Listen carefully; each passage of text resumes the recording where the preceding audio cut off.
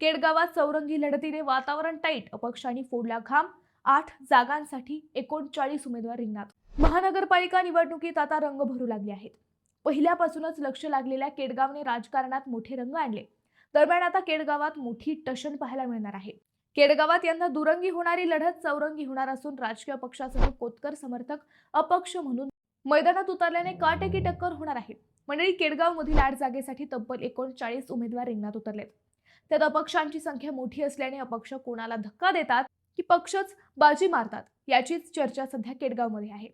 केडगावमधील प्रभाग क्रमांक 16 व 17 मधून 8 उमेदवार निवडून द्यायचे आहेत. या 8 जागेसाठी 39 उमेदवार रिंगणात आहेत. शिंदे गटाकडून लढण्यास मनाई केल्यानंतर कोतकर समर्थक फॉर्म मागे घेतील अशी चर्चा होती. मात्र ऐनवेळी कोतकर गटाच्या उमेदवारांनी अपक्ष म्हणून निवडणुकीला सामोरे जाण्याचा निर्णय घेतला. लढाई स्वाभिमानाची, केडगावकरांच्या अस्तित्वाची या मुद्द्यावर प्रचाराचा नारळ फोडण्यात आला. त्यामुळे आता बहुतेक ठिकाणी या पक्षांमुळे मोठी रंगत येणार असून सर्वांच्याच नजरा केडगावकडे लागल्या आहेत.